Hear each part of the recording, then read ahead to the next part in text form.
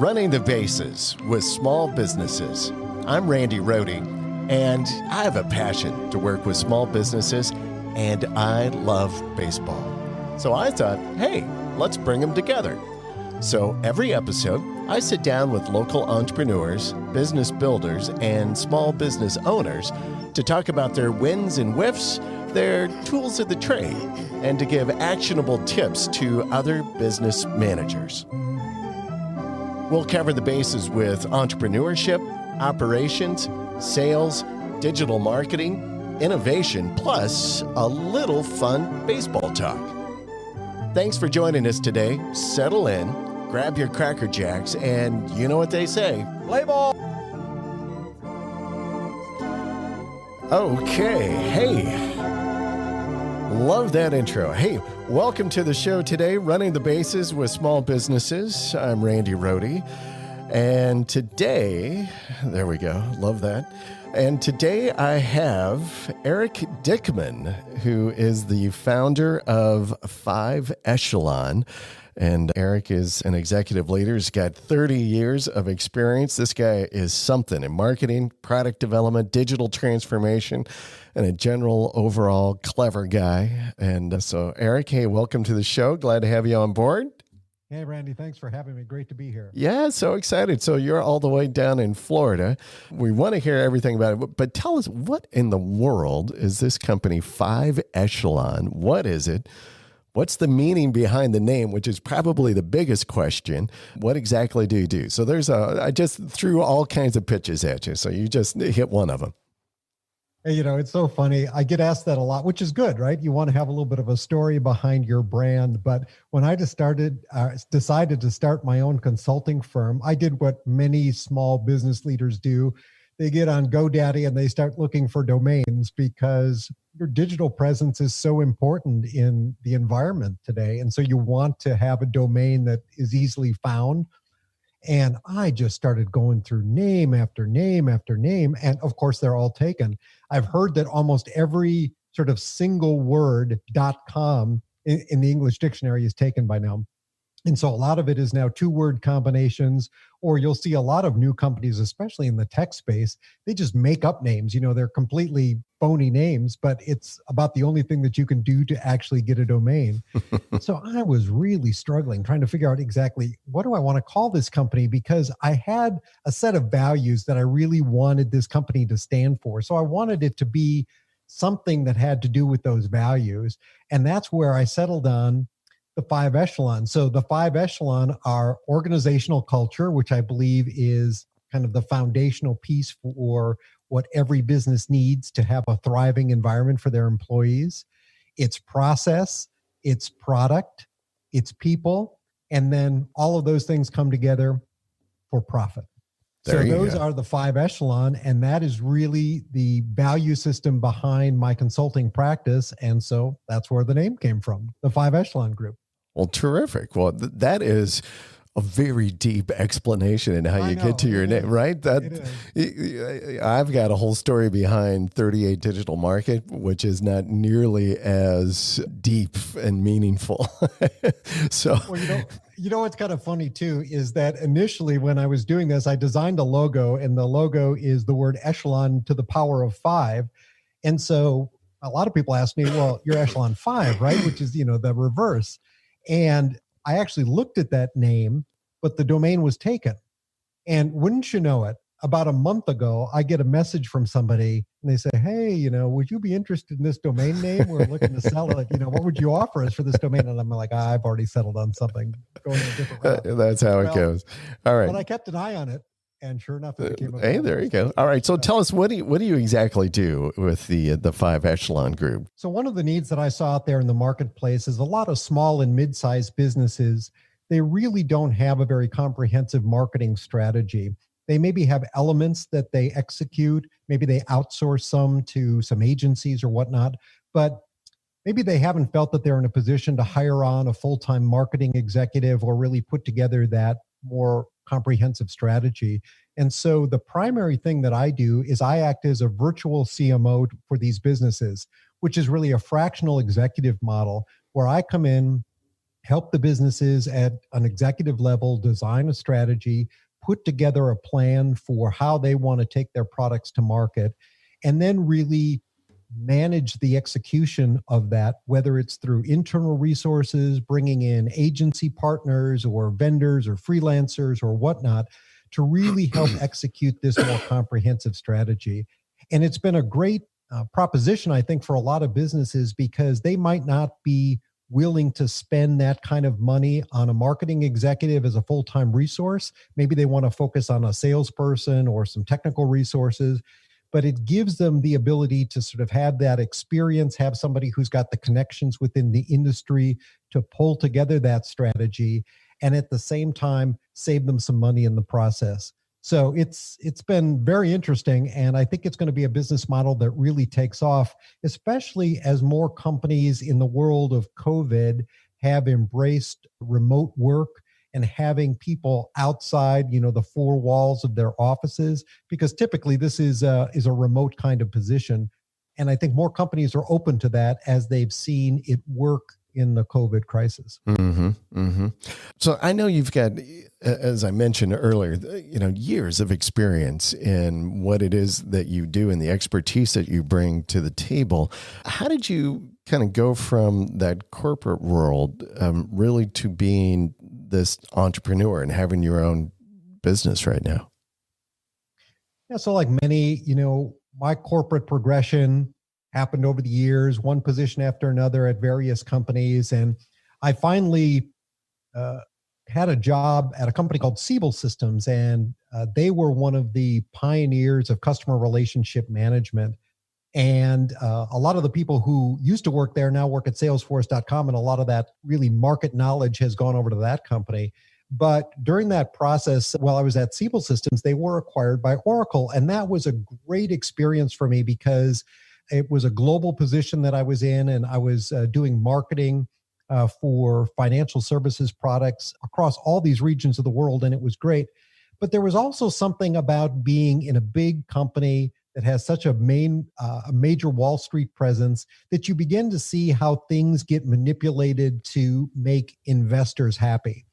And I remember there was a real turning point in my career, I think, when one year we were told as a company that we just aren't doing that well. We're fighting, to meet the Wall Street expectations. We're not going to be able to pay people raises and bonuses. And, that happens in the corporate world. I understand that.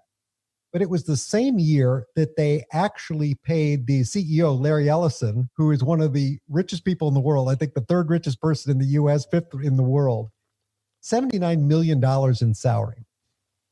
And that was hard to stomach as an employee. When you look and see where the money is going, I think in that same year, they paid the executive team about $250 million or something in overall compensation. At the same time, they were telling employees, no, we got to cut back. And, Randy, when I looked at all that, I said, this really isn't the way that I want to work. I want to help companies deliver value not only to their customers and their stakeholders, but to their employees as well. I think that everybody inside a company should benefit from the growth, from the effort that are being put forward to make the company a better place, not just a few at the top. And so that was really what started my thought process into saying, okay, if you want to have an impact, if you want to try to help younger companies build a foundation to really be able to support a broader range of employees versus just those couple at the top, maybe you need to get out on your own, start a consulting company, and put some of these theories into practice for other businesses. So that's really how it started. Good for you. As you were kind of talking about that a little bit, I was thinking about a business book, and this thing I don't know how many years old this book is, but it's by a guy, his name is Jack Stack, and it's called The Great Game of Business. And he kind of talks a little bit about what you're just kind of relating there in regards to how everybody plays a part in the success of the business. And they should all essentially kind of enjoy the rewards of the business. And he takes it even a step further, though, and he talks about that everybody needs to be educated in their place in the business, how they contribute to the overall profitability and support of the business and the products or services they deliver. And it's a very interesting book. It must be probably 30 years old. So you talk about the CX, or the customer experience. Can you dig in a little bit into that? What is that, and how do you measure it? What do you look for when you're talking about customer experience? I boil customer experience down to the simple idea of reducing friction. I think every one of your listeners is going to be an Amazon customer, right? And why do so many of us buy from Amazon? It's because they have reduced friction from the buying process. You see what you want, you push one click, and it's on its way. They tell you it's going to be here in 2 days, and the day it's supposed to arrive, they say it's 10 stops away, and then it's been delivered, and here's a picture of it at your doorstep. They've just reduced friction throughout the whole process. And I think one of the big things with customer experience is really putting yourself in the shoes of your customers and understanding what are the points of friction in your interactions with those customers. Let me give you a quick example. I was buying some equipment. I'm a podcaster as well, and there's been a lot of things that have been out of stock because everybody's working from home and there's a lot of video conferences and whatnot. And so the other day, some things that I'd been looking for finally came back into stock, and I had them in my wish list, and the site said, okay, do you want to transfer the things from your wish list into your shopping cart? Oh, great. Easy, right? So I push a button, they're in there. And then they had a button at the bottom of this cart that said, buy with Apple Pay. And so I pushed the button and I got an error. Well, okay, that's not supposed to happen. So I kind of worked my way through it, found out that they had implemented it wrong. And so what they really wanted me to do was sign up for an account, enter all my address information, billing information. So I had all that in, tried it again, errored out. So I contacted their customer service about this, and I got the usual response. Well, did you try a different browser? Did you clear your cache? Did you do this? Did you do that? Everything was coming back onto me as the customer. What do I need to do to fix a problem that they had with their technology? And I'd even tried this on a couple different platforms, and the same thing. And I tried this over the course of 2 or 3 days because I really wanted to get it to work. That's just kind of where my customer experience hat is. I try to pound through these things. And eventually, I talked to another person and they said, well, you can call into the call center and give them your information and they can help you there. And I said, no, actually, I'm going to order it from your competitor because I can go there, push a button, and it's done. And I thought about this whole idea of customer experience and friction and all the points along that path that they had to take a problem and make it right, where they didn't do it. What businesses tend to do is when things go wrong, they tend to ask more of the customer instead of what can they do to make things right? What can they do to make the process better? And I think too often what happens in the customer experience world is that companies get tied up in their process and they say things like, I can't do this, or that's not our policy. And you can absolutely do anything you want. You're a private business. You can give me a free product. You can send it to me overnight. You can refund my fee, whatever you want. You have the power to do that. When you say you can't, that's a process problem. That's a policy problem. And I think too often experience gets lost in process and policy. And my advocacy is really around putting yourself in the shoes of your customers, seeing where those points of friction are, and what can you do to make that experience more seamless for the customer. There's a reason that Amazon is dominating the stock market today, and that's because they have reduced so much friction from procurement to delivery to ordering, you name it, across the spectrum. What can other businesses do to reduce that friction and improve the experience? That's a long answer. That is a great response, and I love how you phrase it which is reduce friction. So reduce that friction, make it easier, if you would, to allow the customer to do business with you or to have that experience with you. So, many of our listeners are small business owners, or they're thinking about opening up a small business. With all of your years of experience, what do you think, or what kind of advice would you give a small business owner in means of beginning to look at their business and maybe do a customer experience audit, how they can begin to improve that customer experience in their own business? Let me give you a great example that I heard. As you mentioned, I'm in Orlando, Florida. As everybody knows, we've got big theme parks down here. And I was listening to an interview where they were talking about a new attraction that was opening up in Orlando, and how the president of the parks division was coming down to take a look at this attraction for the first time. And you know how these things tend to go when executives show up at events. It's a photo opportunity, pictures with some cast members, VIP treatment, front of the line, get on the ride, see how it goes. But that's not at all the way it went down. What they were focused on is saying, how would this attraction be for an average guest?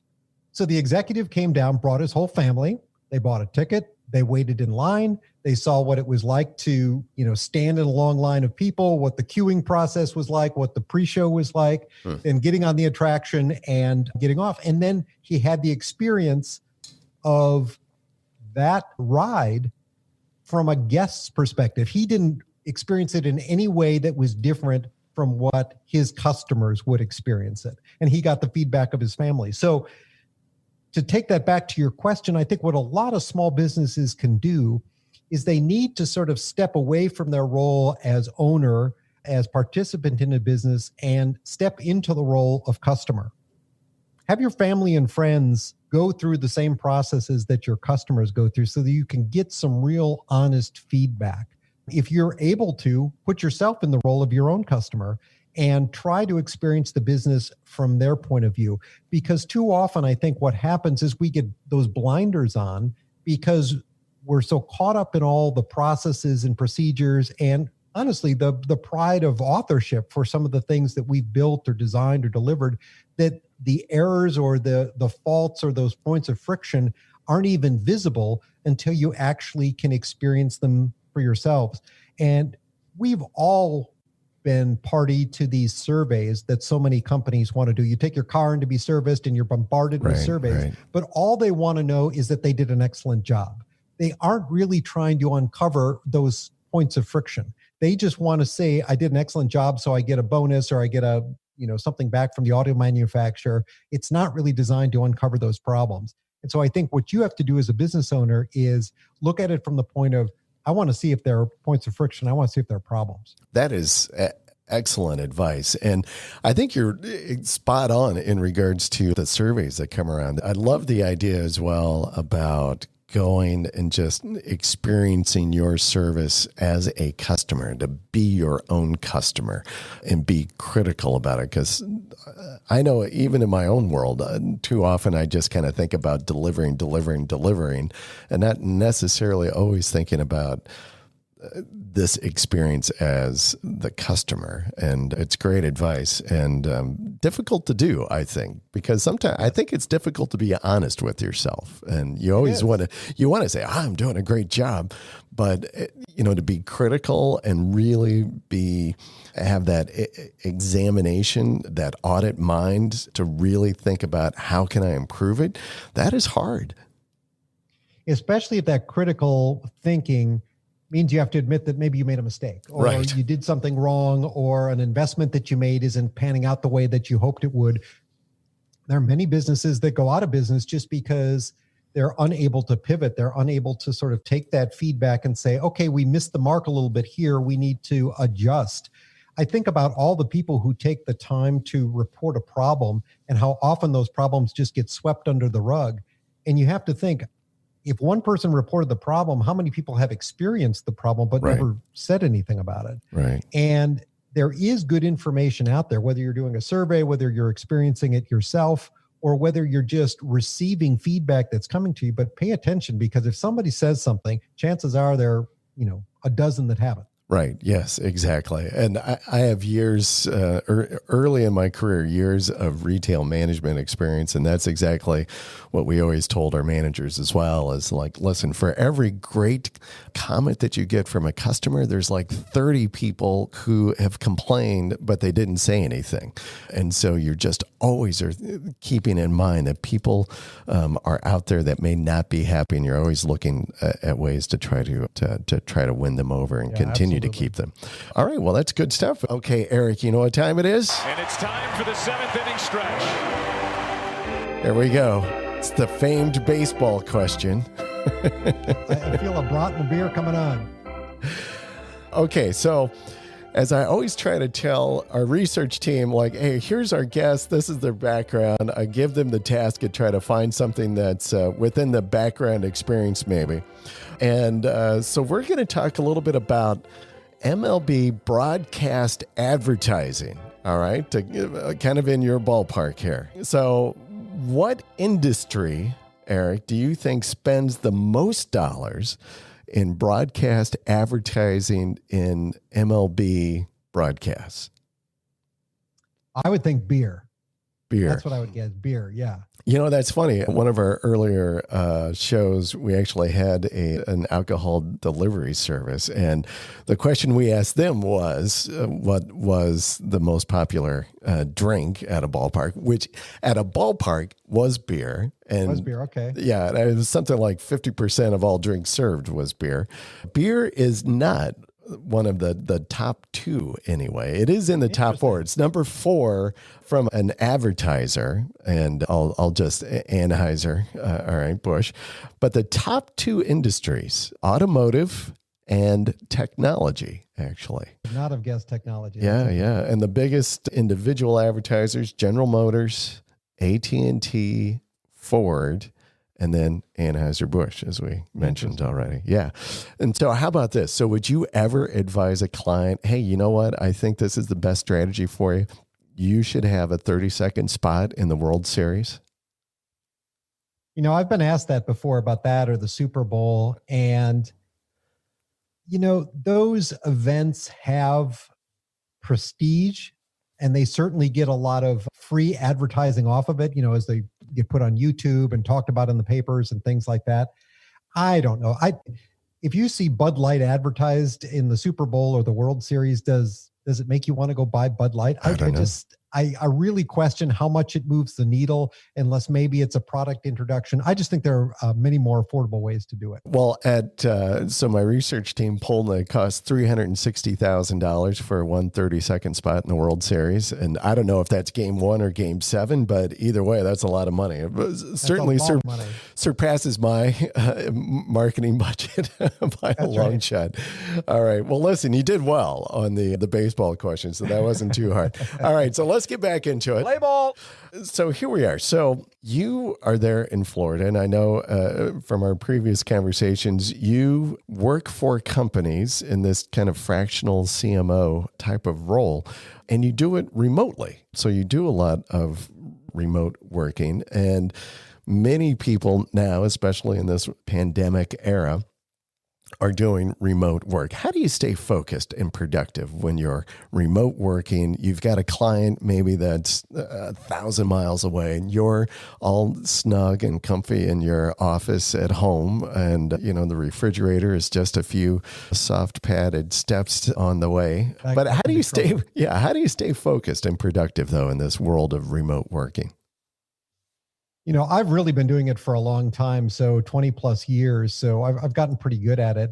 And, you know, that really came at a time when the tools weren't as robust as they are today. But I think if you think about a lot of the jobs that you would see in a typical office park or corporate environment, most people are spending their days on their computer, doing email, working on spreadsheets or documents, or on calls, or in meetings, and almost all of that can easily be done remotely. I think what I've found is that when you put your focus on productivity, on the work that needs to be done, not the time that you're spending doing it, it really flips the equation around a little bit and takes some of the pressure off, because it allows you to then work at a pace that sort of fits the ebb and flow of the day. I think one of the fallacies about going into an office is that people set aside their personal lives when they're working, 8 to 5 in an office building. And that just isn't the case. You got to take your car to the shop, or you have a doctor's appointment, or, you're buying a new house and have to go to a closing, or so. There are things that come up in your life that you just can't set aside. And so one of the values, I think, of remote work is it allows you to integrate your personal life and your work life, that work-life balance, which I'm such a big fan of, into a more flowing state, I think. And yeah, it requires some discipline. You have to make sure that you're available when you need to be available. You have to make sure that you're getting your work done in a timely way, that you're building trust with the people that you're dealing with remotely. If you are going to be trusted to get the work done on a time scale that works for your day, you have to make sure that you're meeting the deliverables, the dates, the quality that are expected on the other end.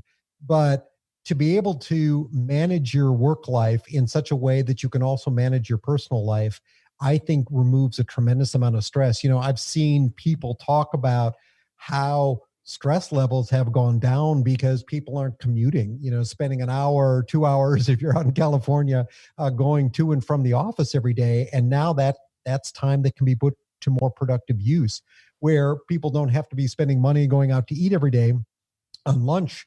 I think one of the things too that I've found, and I think the research backs this up, is that people tend to work longer when they're at home. You don't take an hour for lunch just to get out of the office. You grab a quick bite to eat, then you go back to work, or maybe you take a break at 3:00 to go mow the lawn, and then you're back at your desk at 7:00 to finish a few things up. All of those things are things that need to be managed. But I just think that remote work, and now the acceptance that's come with it because of COVID, is going to be a game changer for so many companies. And I think it's going to be great for people. Yeah. And I think I love what you say about the integration of kind of business or work in your personal life, because I think that is so important and so relevant. And I think becomes, especially in our world today, has become much more important as people begin to prioritize, as much as they prioritize work, but as their personal lives as well. And having that balance. And I think that's a great perspective that you have on there. And to kind of support that issue that you mentioned in regards to productivity, I think I actually even read something a few weeks back that companies actually were surprised that they had expected productivity levels to drop because of the remote work that had escalated because of the pandemic. And in fact, that it actually not either just stayed the same or actually improved. And I think it may be because people are like, listen, it's kind of nice to have this balance. I can come and I can do this and I can come back to it. And then I can go take my kid to school or take them to wherever and then come back to do some more work. And they may be working at 9:00 at night where they didn't before, but because they had that balance, right? Because they were doing other things. So I think it's interesting. And I agree with you. We were kind of moving at a good pace toward more remote, more technology kind of driven work environments. But now I think through the whole pandemic experience that has just propelled us into a whole new world that is becoming much more accepted and embraced in the way that we're working, like Zoom and all of these other kind of remote platforms that people can have conversations. I think relationships are still critical. People will still need that individual contact, but the freedom to be able to do some things more remotely and on platforms, I think is going to be remarkable. Not only from that work-life balance, but I do think from a productivity level, I think it actually is going to enable people to even do more beyond what they even thought of. So, and I would agree with you that I would just add that I do think that companies have to intentionally get people together. You can't sort of be all remote. You have to be able to get people together to interact, to be able to get to know each other personally. And so that is still important. For now, we still have to do some of that virtually, but that's, getting together team meetings on a Zoom call or something like that. You still need to do that.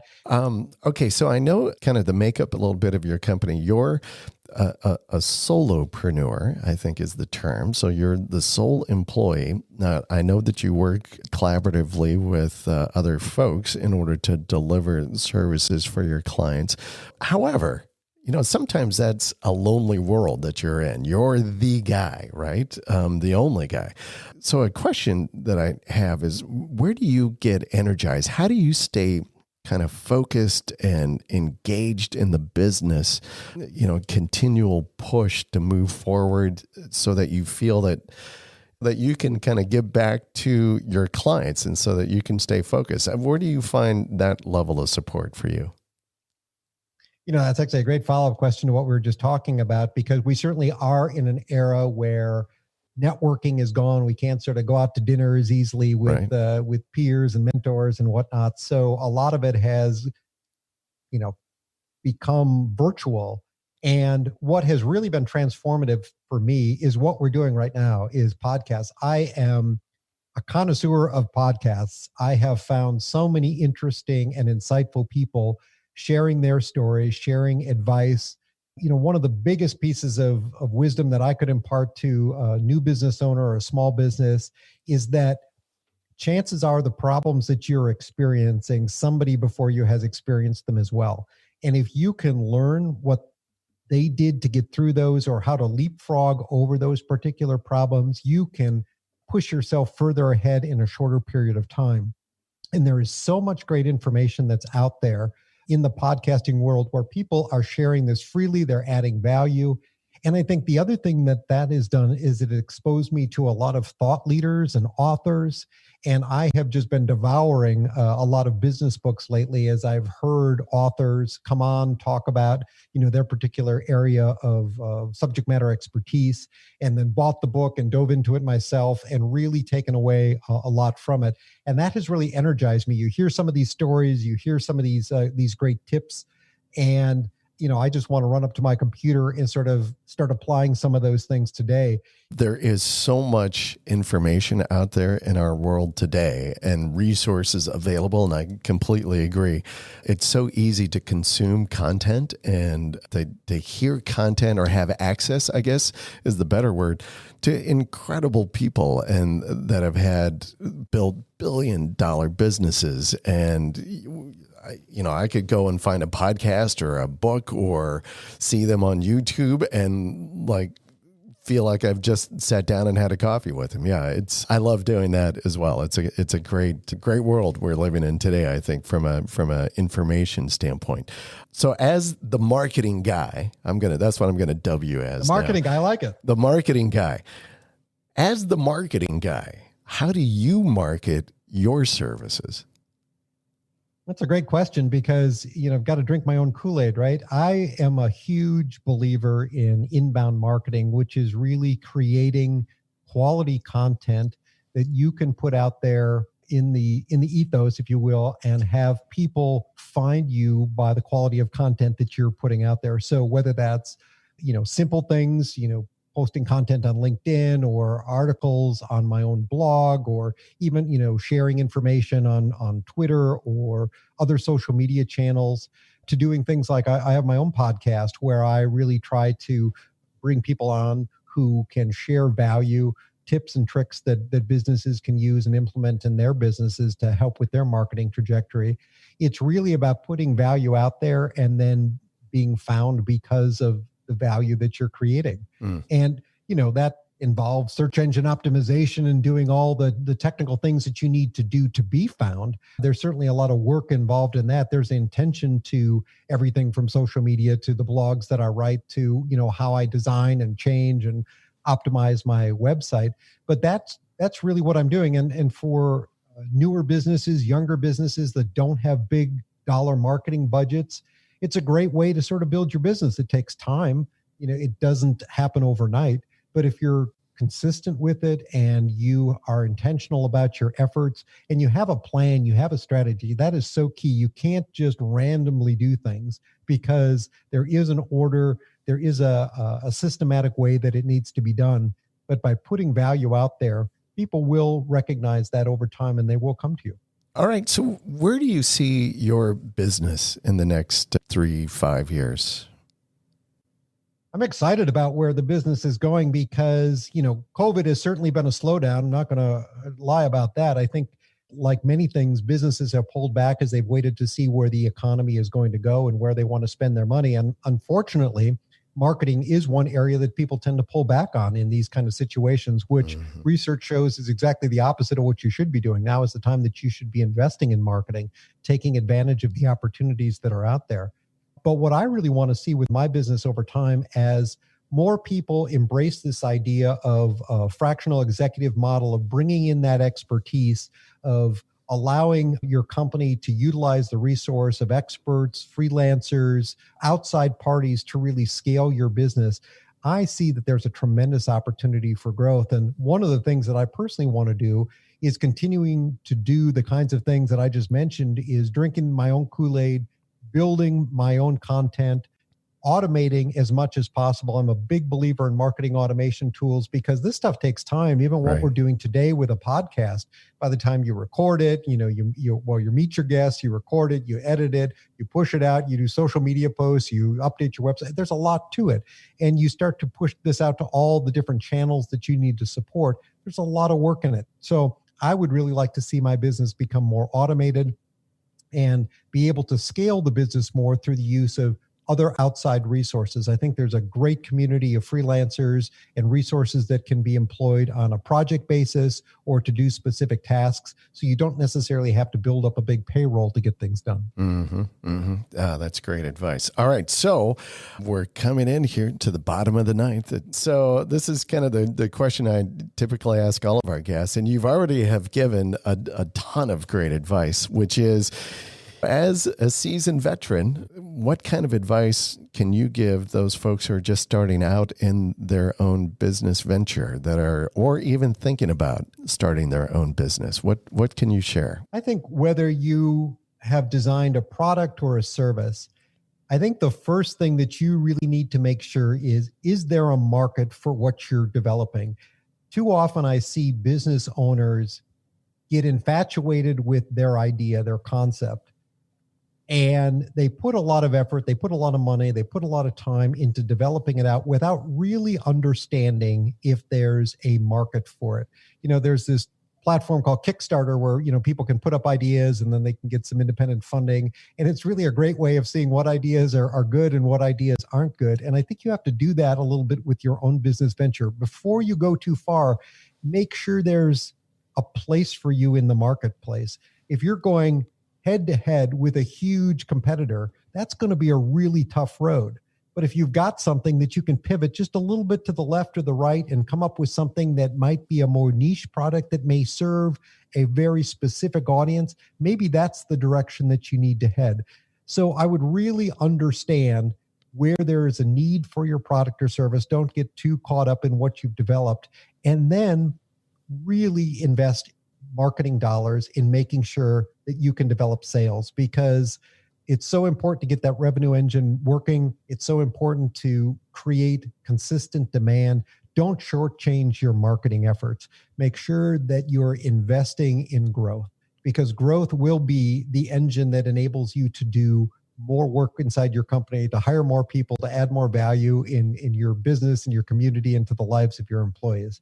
So that would be my advice that I would give to young businesses. Oh, that's good advice. Spoken from a true experienced veteran of the game. A marketing guy. There you go. The marketing guy. All right. So you've mentioned a bunch of different stuff that you do. You mentioned your podcast. I'm going to go ahead and let you give a good plug for your podcast. Where can people find it? What's the name of it? All of that good stuff.